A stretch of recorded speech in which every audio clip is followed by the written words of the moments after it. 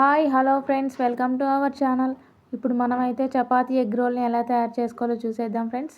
ముందుగా అయితే 2 ఎగ్స్ని బాయిల్ చేసుకొని ఇలా చిన్న చిన్న పీసెస్గా కట్ చేసుకోవాలి.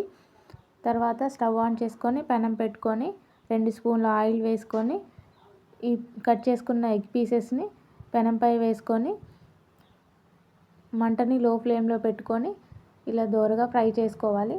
తర్వాత కొంచెం కారం వేసుకుంటూ ఇలా ఫ్రై చేసుకొని తీసి పక్కన పెట్టుకోవాలి.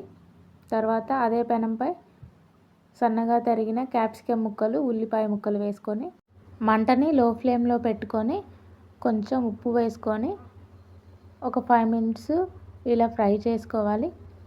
ఫ్రై చేసుకున్న వాటిని తీసి పక్కన పెట్టుకోవాలి. తర్వాత 2 ఎగ్స్ని కొట్టి ఒక బౌల్లో వేసుకొని రెడ్ చిల్లీ ఫ్లేక్స్, కొంచెం సాల్ట్ వేసుకొని ఇలా పెనంపై వేసి అట్టు వేసుకోవాలి. తర్వాత చపాతీని ఈ అట్టుపై వేసి రెండో పక్క టర్న్ చేసుకోవాలి. ఇలా టర్న్ చేసుకొని ఫ్రై అయిపోయిన తర్వాత తీసుకొని ఒక ప్లేట్లో వేసుకొని ముందుగా రెడీ చేసి పెట్టుకున్న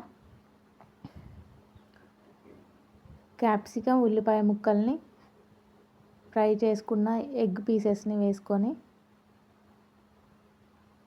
సాస్, టమాటా సాసు, ఇంకా చిల్లీ సాసు వేసుకొని ఇలా రోల్ చేసుకుంటే చపాతీ ఎగ్ రోల్ రెడీ.